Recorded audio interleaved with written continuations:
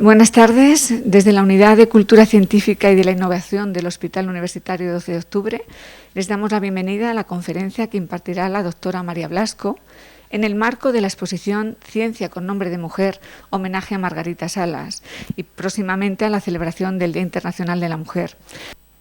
María Blasco colaboró en esta exposición dedicada a su maestra y mentora Margarita Salas en el apartado de sus discípulos.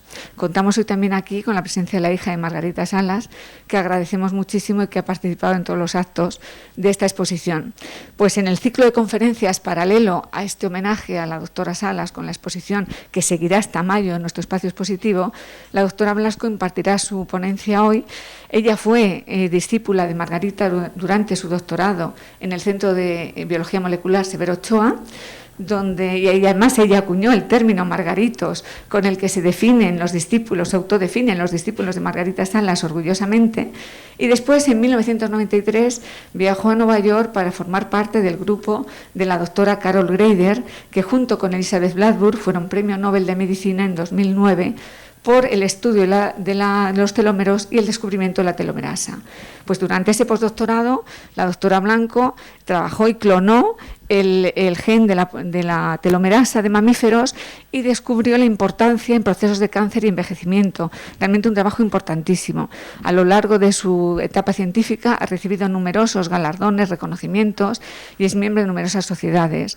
Realmente ella aúna de una manera magnífica su entrega profunda a la ciencia con su interés cultural, y esto lo manifiesta como directora del CENIO en numerosas actividades, porque ella es directora del Centro Nacional de Investigaciones Científicas. Realmente tiene casi todos los premios importantes, españoles y extranjeros, pertenece a numerosos comités asesores científicos también nacionales y extranjeros, y es presidenta de la Alianza de Centros de Excelencia Severo Ochoa y Unidades María de Maeztu, además de miembro del Real Patronato del Museo del Prado. O sea, que tiene un amplísimo currículum, que son folios y folios, que si tienen interés en Internet lo encontrarán todo. Pero agradecer muy significativa tu presencia, María, no solamente aquí hoy, sino en todo el apoyo que da al área de cultura y ciencia. Por ella tuvimos el honor de tener a Elizabeth Blackburn, a la Premio Nobel, inaugurando la exposición Mujeres Nobel en 2018, y desde entonces estábamos pendientes de recibirla aquí. Así que muy bienvenida y ya disfrutaremos de su conferencia. Muchísimas gracias. Bueno, me quito la mascarilla. Muchísimas gracias, Belén, y enhorabuena por el trabajo que estás haciendo. Me ha encantado la exposición, la rosa y en general. Es una manera también de hacer más amable este espacio hospitalario y dar visibilidad a las mujeres científicas. Enhorabuena también al hospital, porque me ha parecido realmente un campus magnífico. Estoy encantada de estar aquí. Voy a dar una conferencia muy divulgativa pues sobre el trabajo que estamos haciendo en mi laboratorio y el interés de este trabajo. Realmente lo que nos interesa es entender el origen de las enfermedades. Ya sé que parece un poco ambicioso, pero creo que es importante este tipo de pensamiento. Si queremos prevenir o curar una enfermedad, tenemos que entender su origen. Y esto lo hemos aprendido con las enfermedades infecciosas. Han sido el gran éxito de la humanidad, el encontrar que solo cuando conocíamos el germen de una enfermedad podíamos prevenirla o acabar con ella. Hemos tenido el ejemplo de la enfermedad COVID-19 recientemente, y solo gracias al aislamiento del virus que produce COVID-19 hemos podido desarrollar vacunas de una manera muy rápida, hemos podido desarrollar test para identificar a los pacientes contagiados y hemos podido desarrollar incluso tratamientos que vayan a bloquear la replicación del virus. Esto ha sido en un tiempo récord y obviamente la única manera de haberlo hecho tan rápido ha sido identificación del germen. Como ejemplo, en el caso del SIDA, se tardó hasta 2 años en conocer el germen que producía el SIDA, que al final, como sabéis, es el virus VIH, y esto hizo pues, que hubiera pues, muchísimo más tiempo donde no se sabía qué causaba la enfermedad y qué tratamientos serían los más adecuados, ¿no? Por lo tanto, la importancia de conocer el germen es fundamental para tratar las enfermedades. El tipo de enfermedades que nos matan hoy en día, aparte de las enfermedades infecciosas, son las llamadas enfermedades no comunicables. Enfermedades como el cáncer, cardiovascular, neurodegenerativas, todo tipo de enfermedades degenerativas que están asociadas con desarrollo de fibrosis, y esto incluye también el infarto, por ejemplo. Y sabemos que la causa de estas enfermedades, por lo general, no es un virus, una bacteria, aunque en el cáncer puede haber también cánceres que se originan en parte por virus o por bacterias, sabemos que la causa de estas enfermedades es el envejecimiento de nuestras células, el proceso de envejecimiento de nuestras células. Y esto pone el envejecimiento celular en el origen de estas enfermedades y en un tema central para poder entender cómo prevenirlas y cómo curarlas de manera eficiente. Aquí pongo algunos ejemplos de que el envejecimiento realmente está en el origen de estas enfermedades. Esto es la incidencia de cáncer en la población británica y podéis ver que el cáncer, aunque sabemos que hay cáncer infantil, la mayor parte de los cánceres infantiles son enfermedades raras por su frecuencia, y el cáncer empieza a ser prevalente a partir de los 40-50 años en hombres y mujeres, y podríamos decir que el pico de cáncer está alrededor de los 60-70 años. Esto nos dice que realmente hay un componente importante en el desarrollo del cáncer, que es el envejecimiento de nuestras células, la acumulación de daño en nuestras células. Incluso podríamos decir que estamos bastante protegidos del cáncer hasta los 40-50 años más o menos. Esto sería fallo cardíaco. En el caso del fallo cardíaco es muy parecido. El fallo cardíaco es raro cuando somos jóvenes y es a partir de los 40-50 años cuando hombres y mujeres tienen un riesgo más elevado de desarrollar fallo cardíaco. Y he traído también que el envejecimiento biológico puede también afectar la mortalidad por enfermedades infecciosas, aunque estas tienen un origen diferente, pero hay un componente de envejecimiento y tenemos el claro caso de mortalidad por la enfermedad COVID-19, donde también, pues estos son datos me parece que del Instituto de Salud Carlos III, donde se ve que la mortalidad por COVID también es mucho más elevada, bueno, sobre todo cuando todavía no estábamos vacunados, ahora la mortalidad ha disminuido muchísimo gracias a las vacunas, pero claramente hay un componente de la edad del paciente a la hora de susceptibilidad también a mortalidad o a severidad de enfermedades infecciosas. Esto nos está diciendo que el envejecimiento de nuestras células está, de alguna manera, tiene la clave de este origen o de este germen de todas estas enfermedades no comunicables. Esto es de interés científico, obviamente, muy alto, pero también es de interés socioeconómico, porque está ocurriendo en el mundo lo que se llama un envejecimiento demográfico.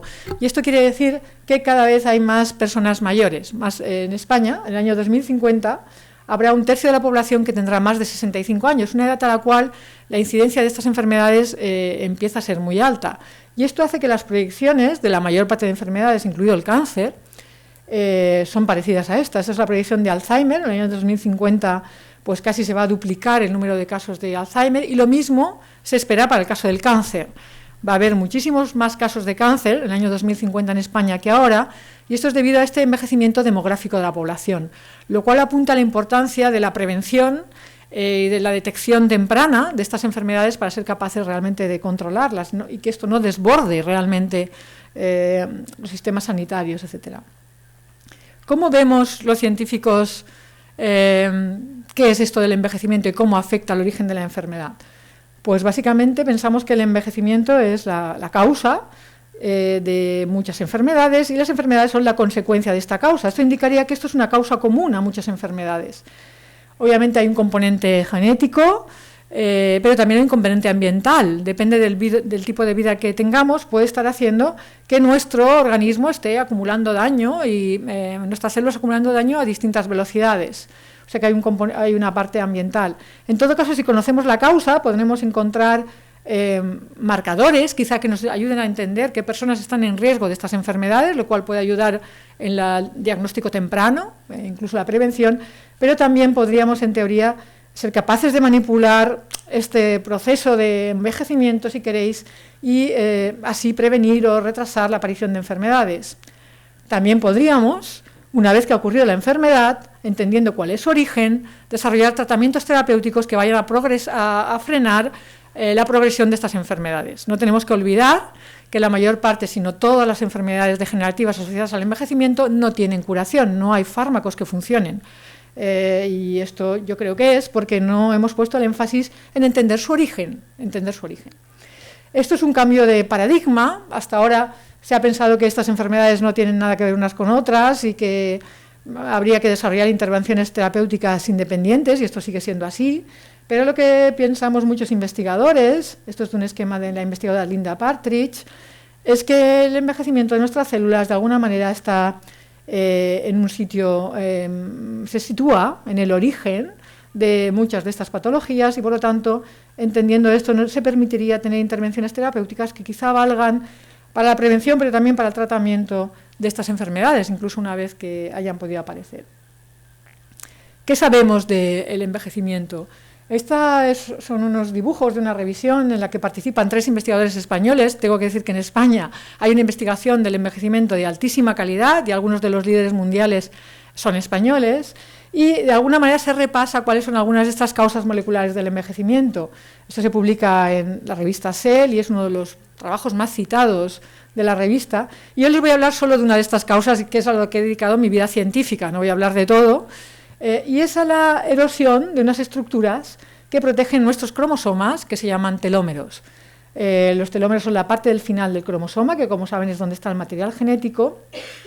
Y son esenciales para la vida porque son esenciales para mantener nuestro material genético intacto, sin que se empiecen a degradar los cromosomas o empiecen... Es que me tengo que poner aquí, me gustaría, porque por el micrófono.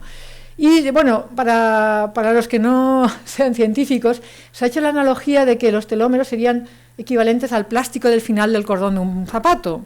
El plástico parece que es poco importante, pero realmente es muy importante porque mantiene el cordón intacto. El telómero sería algo parecido. No contiene genes, son secuencias repetidas, pero tiene una función esencial de protección. Sin los telómeros el cromosoma se deshilacharía, por decirlo de alguna manera simple. ¿Qué ocurre? Que la vida está diseñada de tal manera que cada vez que una célula se tiene que duplicar para generar 2 células hijas, y esto ocurre todo el rato en nuestro organismo para reparar daños, nuestro organismo está constantemente reparando daños, los telómeros se van haciendo cada vez más cortos y cuando son muy cortos estos desencadenan otras causas moleculares del envejecimiento, como por ejemplo la senescencia celular, la disfunción mitocondrial, impiden la capacidad de las células madre para regenerar tejidos y pensamos que el acortamiento de los telómeros realmente es una de las causas primarias del proceso de envejecimiento, no la única, porque habría otras que también están asociadas con generación de daño, pero sí una de las causas que generan daño de manera interna en nuestro organismo y que están subyaciendo este proceso de envejecimiento. De hecho, si medimos los telómeros versus la edad en esta sala, veríamos que las personas más mayores tienen telómeros más cortos, las más jóvenes telómeros más largos, y lo que sabemos ahora es que cuando los telómeros son cortos esto es suficiente para desencadenar enfermedad. Hay una demostración clara de ello, es que hay unos síndromes humanos que se llaman síndromes teloméricos, que son personas que tienen mutaciones en telomerasa y que los telómeros cuando se tienen que resetear, que se resetean en el estadio de blastocisto, cuando somos un embrión en el estadio de blastocisto, se activa la telomerasa y resetea nuestros telómeros y con estos telómeros tenemos que vivir el resto de nuestra vida, pues hay personas que son mutantes para telomerasa y ahí no resetean bien los telómeros, estas personas van a nacer con telómeros más cortos y van a desarrollar una serie de síndromes. Las más frecuentes son anemia plástica o fibrosis de todo tipo de tejidos, pero realmente todos los tejidos se ven afectados. Básicamente es como si el cuerpo perdiera su capacidad de regeneración de manera prematura y estas personas pues bueno, tienen una serie de enfermedades. Las más frecuentes son fibrosis pulmonar, hepática, renal, etc. Pero en las personas que no son mutantes para telomerasa, también se ha visto que aquellas personas que tienen telómeros más cortos de lo normal, y esto puede ser debido a hábitos de vida, por ejemplo, tienen también más riesgo de enfermedad, por ejemplo, enfermedad cardiovascular, más riesgo de cáncer también. Hay una correlación entre tener telómeros más cortos de lo normal y tener más riesgo de cáncer. Y en este caso pues se postula la longitud telomérica como un posible biomarcador de este proceso de envejecimiento. Quizá ayude, hay una empresa de hecho que salió del CNIO, LifeLens, que bueno, pues que mide los telómeros, hay otras, Elizabeth Blackburn también generó otra empresa y de momento pues se está todavía probando a ver si longitud telomérica es un biomarcador para distintas enfermedades. Pero esto de los telómeros es solo importante para humanos o es una cosa general en la vida, ¿no? En la evolución ha elegido la longitud de los telómeros para determinar longevidades en especies. Esta pregunta nos la hicimos en mi grupo y en 2019 publicamos un trabajo donde lo que hicimos fue medir los telómeros a la velocidad a la cual se acortaban en distintas especies de mamíferos y aves, en colaboración con el Zoo Acuario de Madrid y también con un grupo de la Universidad de Barcelona que estudia las gaviotas Auduin del delta del Ebro. Y la idea era ver si esto era algo general, una especie de ley universal, o era algo que era, bueno, que solo era importante para humanos, ¿no? Pero que no tenía nada que ver con la longevidad de otras especies. Y nos dimos cuenta de que la velocidad de acortamiento de los telómeros realmente podía predecir la longevidad. De hecho, se podía ajustar a una ley matemática que se llama una ley potencial, de tal manera que simplemente con saber la velocidad de acortamiento podíamos saber la longevidad de una especie. Y encontramos cosas muy curiosas, como por ejemplo que especies muy distantes, como los elefantes, que son mamíferos, y los flamencos, que son aves, sin embargo comparten la misma velocidad de acortamiento y comparten la misma longevidad. Un flamenco y un elefante viven alrededor de 60, 70 años.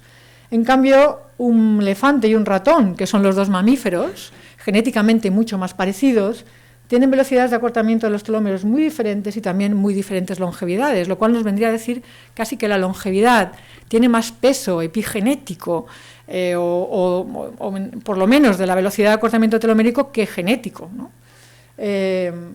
Y en todo caso apoya que los telómeros son no una cosa de humanos, sino que están regulando la longevidad en más especies.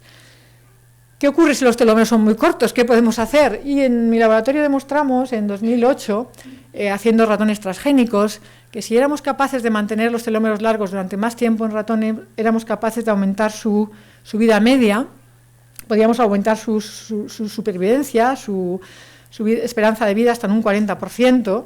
Si un ratón, los ratones a los 3 años están ya todos muertos, pues estos ratones que tenían telómeros más largos, pues el 40% todavía estaban vivos. Y a nivel del organismo lo que veíamos es que estaban mejor todos sus órganos y tejidos, ¿no? Hasta en el aspecto físico exterior, claramente estaban mucho más jóvenes. Un ratón de 2 años es un ratón viejo, como una persona de unos 80 años, y podéis ver que el que tiene los telómeros largos está más joven a simple vista, y esto ocurre en todos los órganos y tejidos, lo cual demostró realmente por primera vez que si activábamos una enzima, que es la enzima encargada de mantener los telómeros, que no lo he dicho hasta ahora, pero que se llama telomerasa, es la que alarga los telómeros en el blastocisto, podíamos retrasar el envejecimiento de las células, y lo que conseguíamos con ellos es que hubiera un estado de salud extendido en el tiempo, es decir, que la salud de estos ratones es mejor durante más tiempo y por eso viven más. No es que estemos haciendo los que vivan de viejos más tiempo, sino que viven de jóvenes y sanos durante más tiempo y por eso viven más.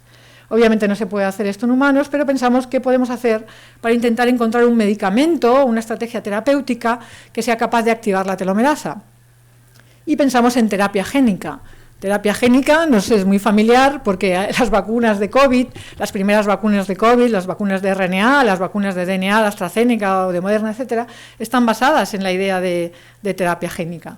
Pues esto es algo muy parecido. En vez de poner la proteína del virus, SARS-CoV-2, lo que ponemos es la telomerasa. En este caso son vectores de DNA, como los de AstraZeneca o Janssen.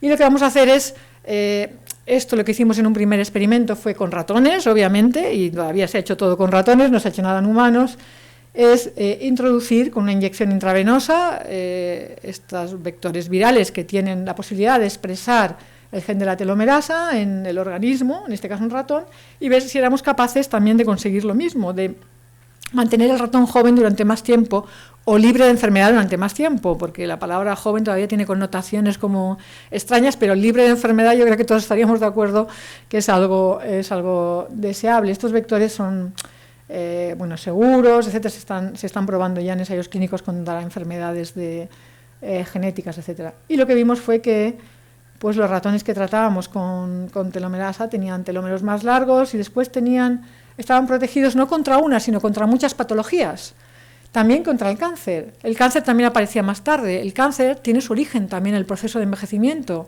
Si no envejeciéramos, o nuestro cuerpo se mantuviera joven durante más tiempo, la incidencia de cáncer no sería tan alta, sería más difícil tener un cáncer, o tendríamos pues cánceres quizá más parecidos a los cánceres juveniles o cánceres infantiles, pero no los cánceres que ocurren en el organismo adulto, que están asociados a acumulación de daño y envejecimiento de nuestras células, ¿no? Y bueno, no vimos ningún efecto secundario porque de hecho los ratones estos vivían más. Los que tratábamos a mediana edad vivían un 24% más y los que tratábamos ya muy viejos llegan a vivir hasta un 13% más. Pues esto demuestra que una de estas causas moleculares del envejecimiento son los telómeros cortos, porque si los mantenemos largos durante más tiempo, pues éramos capaces de prevenir o hacer que aparecieran más tarde patologías del envejecimiento. Y obviamente no se puede hacer un ensayo clínico ahora para tratar a gente sana con esto y hacer que tenga telómeros más largos y ver si van a vivir más o menos. Esto no es algo que sea posible, pero recordad que la idea original es que si conocemos la causa del envejecimiento, quizá podemos tratar algunas enfermedades degenerativas basado en este conocimiento. Y es lo que estamos haciendo en mi grupo. Como sabemos que los telómeros cortos subyacen patologías del envejecimiento, la pregunta es: ¿podemos frenar la progresión de una enfermedad degenerativa o curar un paciente con una enfermedad degenerativa asociada al envejecimiento activando la actividad telomerasa, ¿no? Esa sería la pregunta. Y esto lo hemos demostrado en modelos de ratón para infarto de miocardio, para anemia plástica. Estos son trabajos publicados, no voy a hablar de ello porque si entraré en mucho detalle, solo voy a hablar de una patología que es fibrosis pulmonar, fibrosis renal, hepática, etcétera. Uno de los síndromes teloméricos más prevalentes es fibrosis pulmonar. Se descubrió que los telómeros tenían que ver con la fibrosis pulmonar porque se encontraron, esto lo hemos hecho lo hicimos en colaboración con Roche, se encontraron familias en Estados Unidos, casos familiares de fibrosis pulmonar, y vieron que el gen que estaba mutado en estas familias era el gen de la telomerasa. Con lo cual lo que ocurre es que estas personas que tienen mutaciones en telomerasa y tienen telómeros más cortos, desarrollan con mayor probabilidad una fibrosis pulmonar debido a telómeros cortos. Los telómeros cortos estarían en el origen de la fibrosis pulmonar, ¿no? Sería una parte del origen. Lo que hicimos en mi grupo fue demostrar que esto era así, que era causante de la fibrosis pulmonar utilizando modelos animales, pero después desarrollamos, probamos esta terapia génica con telomerasa para ver si era capaz de curar a ratones donde ya habíamos diagnosticado fibrosis pulmonar, haciendo un TAC en el pulmón, ver si éramos capaces de revertir o curar a estos ratones. Y lo que vimos, no voy a enseñar los resultados, se pueden consultar los trabajos, pero lo que hicimos fue tratar, en este caso fue una inyección intravenosa, y vimos que los ratones que tratábamos, pues desaparecía la fibrosis, básicamente resolvíamos la fibrosis del pulmón, y esto es porque las células que todavía estaban funcionales del pulmón, las células alveolares tipo 2 que todavía estaban funcionales, les alargábamos sus telómeros y esto permitía que se regenerara el pulmón y por lo tanto se podía resolver esta fibrosis pulmonar. Hemos identificado que en el caso de la fibrosis renal es lo mismo, hemos visto que telómeros cortos también contribuyen. Esto lo publicamos el año pasado en Nature Aging.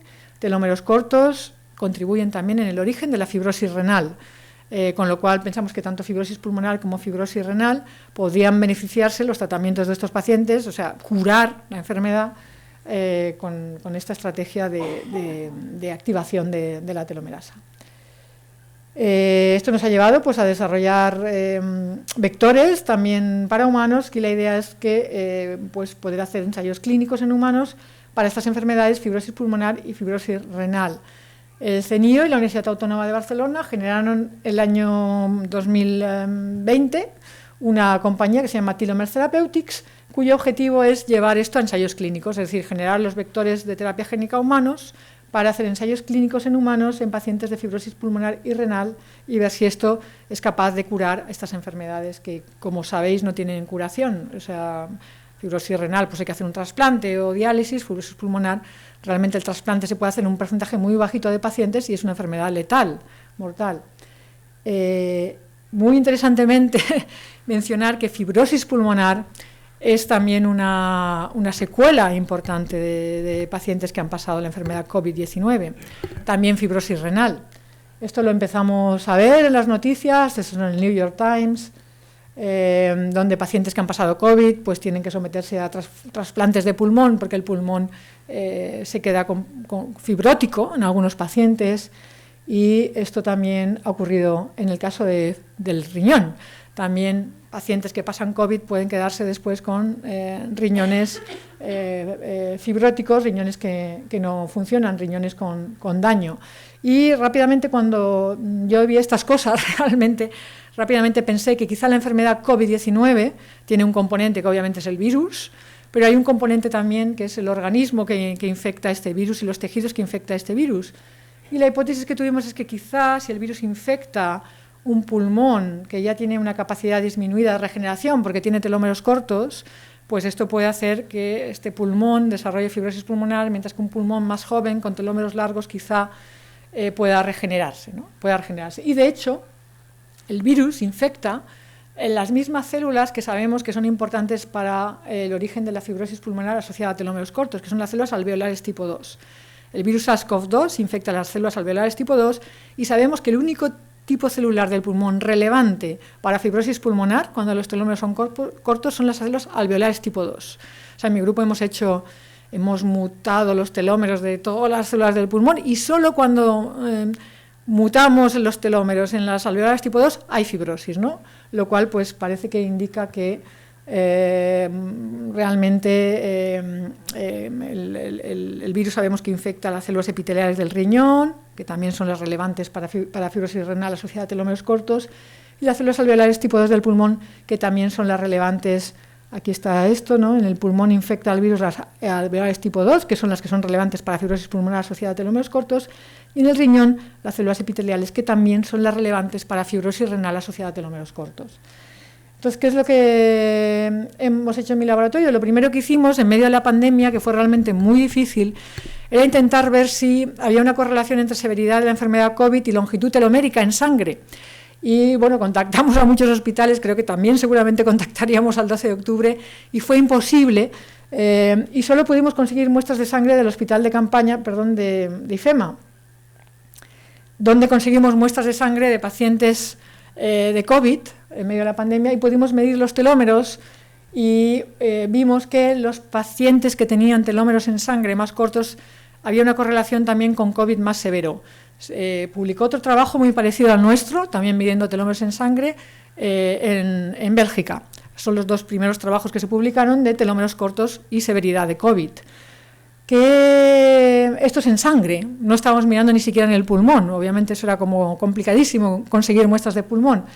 Ahora, en colaboración con el Hospital de Valdecilla de Santander, estamos obteniendo muestras de pulmón de pacientes COVID y, bueno, lo primero que se ve cuando se hace, que lo habréis visto aquí, obviamente también, es que el pulmón básicamente no tiene casi células alveolares, los pulmones están destrozados en algunos de esos pacientes, pero lo que quisimos ver era qué pasaba con las alveolares tipo 2, en los que son las células relevantes en nuestro caso, en el caso de los pulmones de pacientes de COVID, y podéis ver que el número de células alveolares tipo 2 disminuye dramáticamente, es decir, estas células están siendo destruidas por el virus, lo sabemos porque el virus infecta a estas células, y lo que también hicimos fue medir los telómeros en los pulmones de personas sanas que obteníamos de pacientes de cáncer, de trozos de pulmón no afectados por cáncer, y de pulmones COVID, medir los telómeros, y lo que vimos clarísimamente también es que los pacientes de COVID tenían telómeros más cortos que el pulmón de un paciente control de la misma edad y sexo,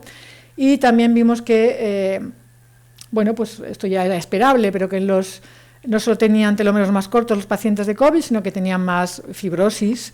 Esto es por Mason-Tricom, que es un marcador de fibrosis, por Sirius Red, que es otro marcador de fibrosis, podéis ver aquí la fibrosis, y por activación de miofibroblastos. Los pacientes con COVID claramente tienen un proceso fibrótico que no está en el pulmón original y que recuerda mucho también a lo que ocurre cuando los telómeros son cortos, en estos casos tanto humanos como en los ratones, modelos ratones que tenemos nosotros, ¿no? Aquí se ve muy claro, esto es la longitud telomérica de distintos pacientes, controles o COVID, y podéis ver con la edad, y podéis ver que los COVID tienen telómeros más cortos que los normales, los pulmones de personas que no tienen COVID. O sea, claramente hay una correlación entre telómeros cortos y no infectarse por COVID, sino seguramente que el COVID severo pueda estar relacionado con telómeros cortos. Y aquí pueden ver también la asociación entre longitud telomérica y presencia de fibrosis en estos pacientes. y longitud telomérica y disminución en el número de alveolares tipo 2, es decir, que puede haber una relación causal entre fibrosis asociada a COVID y telómeros cortos en estos pacientes.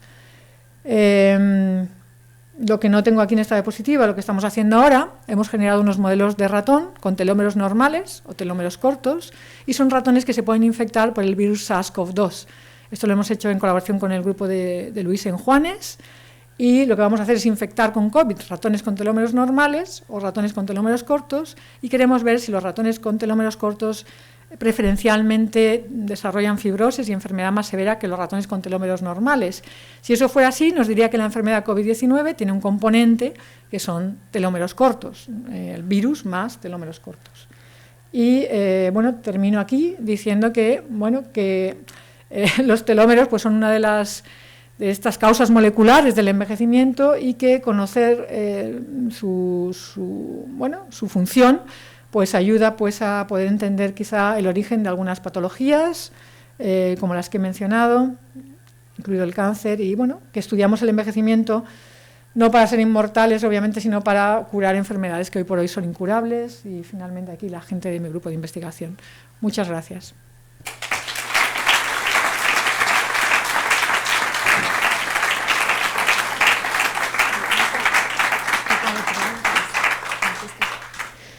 Muchísimas gracias, María, por esta magnífica conferencia. Y le estaba preguntando si admitía algún turno de preguntas y me ha dicho que sí. Y como tenemos margen, si alguien está interesado en consultarle algo.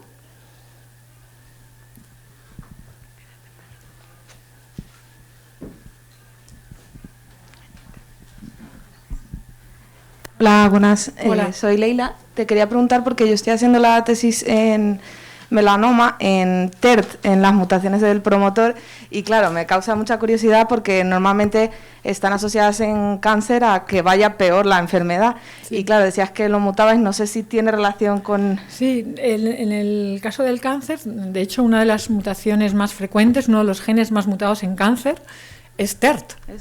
¿Por qué? Porque no puede haber cáncer si no se mantienen los telómeros.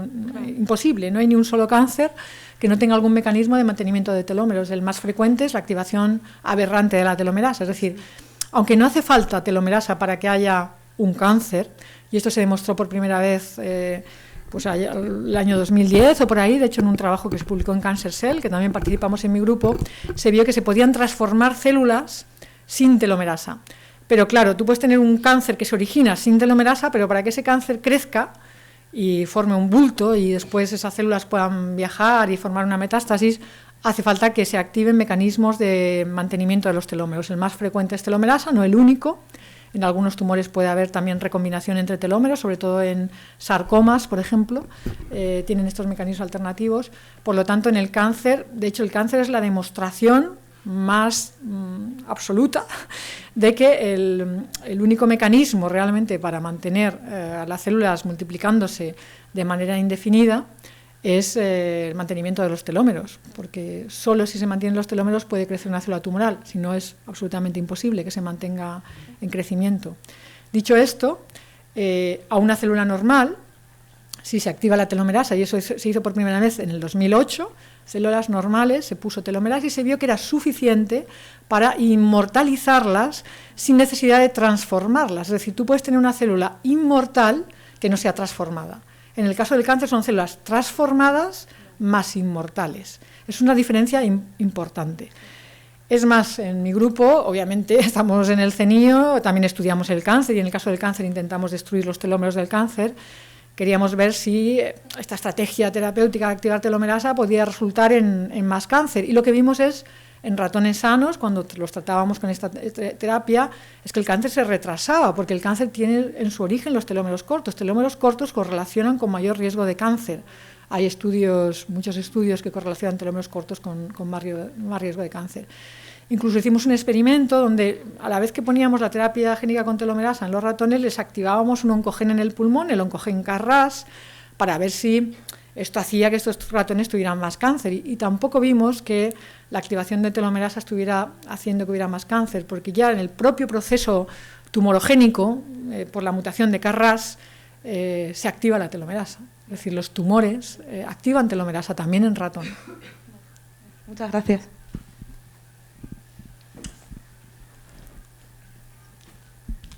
¿Alguna pregunta más?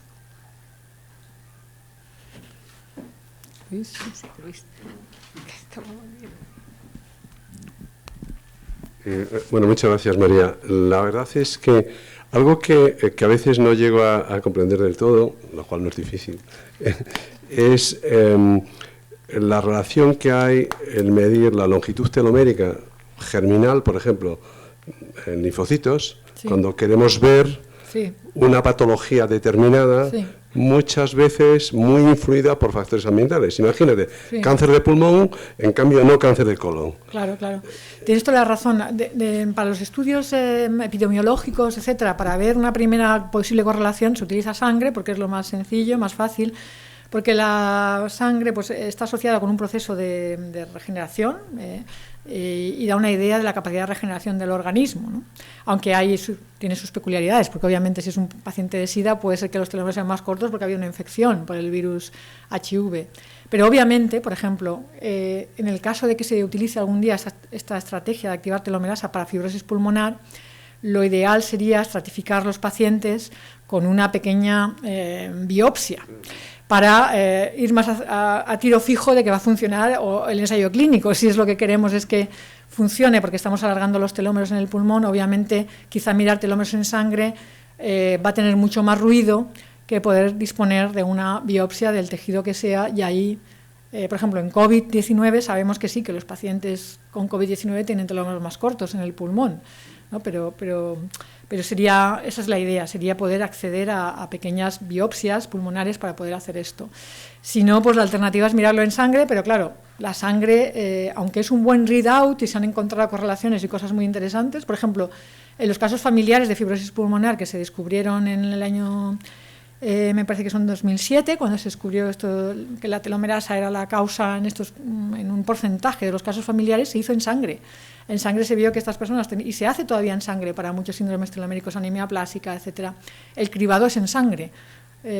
Y bueno, pues es una primera aproximación. Sí, pero vamos, me refiero a los casos de enfermedades somáticas, claramente, ¿no? Es decir, en los que muchas veces hemos visto estudios que fracasan, que yo creo que es precisamente porque lo han visto en células mononucleadas, en sangre. Claro, no estoy de acuerdo contigo, que para ir más a tiro fijo a que funcione, si es que tiene que funcionar, estaría bien mirar los telómeros del pulmón, de las alveolares tipo 2.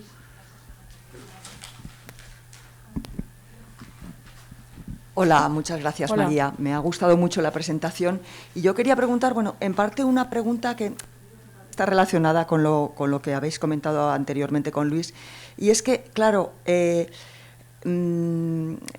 acortamiento de telómeros parece que puede afectar de diferentes maneras a diferentes tejidos y diferentes órganos a lo largo de la vida del individuo porque tiene diferentes expresiones patológicas. Entonces, ¿esto se ha comprobado realmente que es así? O sea, el acortamiento de telómeros no afecta de una manera homogénea a todos los tejidos y a todos los órganos. Es curioso, cuando miras qué patologías tienen las personas que tienen mutaciones en telomerasa, esos síndromes teloméricos, pues tienen todas las patologías. Lo que pasa es que puede aparecer una u otra, pues a lo mejor también por los hábitos de vida, etcétera. Es como muchas enfermedades, pero una sola causa. Si uno extrapola esto, que no sé si se puede, al envejecimiento fisiológico, pues podríamos decir que son también muchas enfermedades, pero quizá muy pocas causas. Una de ellas puede ser telómeros cortos, puede ser acumulación de daño por otros motivos, por otras alteraciones genéticas, pero yo creo que es lo que decía antes, que la enfermedad es la consecuencia de la causa, y en el caso, por ejemplo, de los síndromes teloméricos está muy claro. Esta gente tiene anemia plástica, fibrosis pulmonar, hepática, renal, infertilidad, problemas de la piel, o sea, todo el organismo se ve afectado. Obviamente los tejidos, algunos tejidos más que otros, a lo mejor depende del ambiente, etcétera, pero son muchas enfermedades, pero una sola causa. Quería, si me permitís, una segunda pregunta. Sí. Hay ensayos, por ejemplo, bueno, el ratón está claro que es un modelo ideal, en humanos no se pueden hacer muchísimas cosas, pero en primates no humanos, por ejemplo, de tratamientos con telomerasa para prevenir el envejecimiento Pues que yo sepa no se ha hecho, yo desde luego nosotros no lo hemos hecho, en el CENIE no trabajamos con primates, no, pero vamos, en ratones sí que retrasa el envejecimiento. Gracias.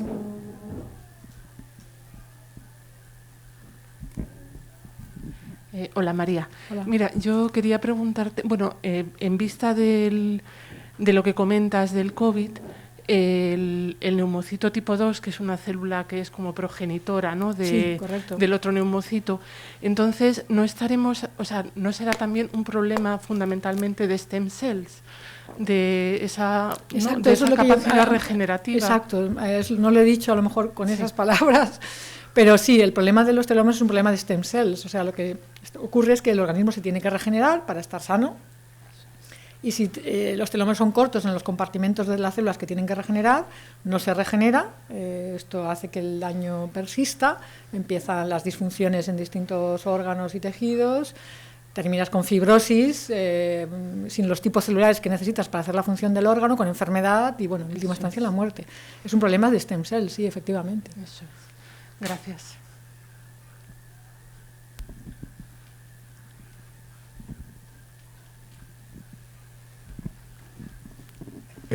Muchas gracias por la visita, María. Una excelente charla. Soy Alberto García Redondo del Servicio de Neurología y, bueno, tengo una pregunta en relación con los ratones que habéis tratado, Sí. con con los vectores virales. ¿Tenía la telomerasa algún tipo de preferencia celular a la hora de situarse dentro del organismo? Sí, eso depende del serotipo. Nosotros utilizamos vectores ADN asociados. Para los experimentos de ratón, estos que he contado, hemos utilizado un serotipo que es el AV9, que tiene un tropismo muy amplio y que infecta, trasluce muchos tipos celulares, también en compartimentos de células madre. Pero, por ejemplo, para la terapia génica, para humanos, que estamos desarrollando, con los vectores de DNA, tú puedes dirigir la expresión de un gen de una manera muy concreta a un tipo celular. Tú puedes dirigir la expresión de telomerasa a los neumocitos tipo 2, utilizando un promotor que solo se expresa en estas células, ¿no? Y es lo que estamos haciendo. O sea, la idea para el ensayo clínico será expresar la telomerasa solo en el tipo celular del pulmón que pensamos que hay que expresar la telomerasa. Todo eso pues disminuye problemas de posible seguridad. O sea, que cuando ir a un ensayo clínico, cuando más específico y más restringida sea lo que quieres hacer, más fácil es que se pueda hacer. Entonces es lo que estamos haciendo. Tú puedes dirigir la expresión de telomerasa si utilizas vectores de DNA, si utilizas RNAs como tipo Moderna o Pfizer, entonces no puedes elegir el tipo celular, aunque se podría hacer también. Pero con DNA sí, puedes elegir el tipo celular. ¿Alguna pregunta más?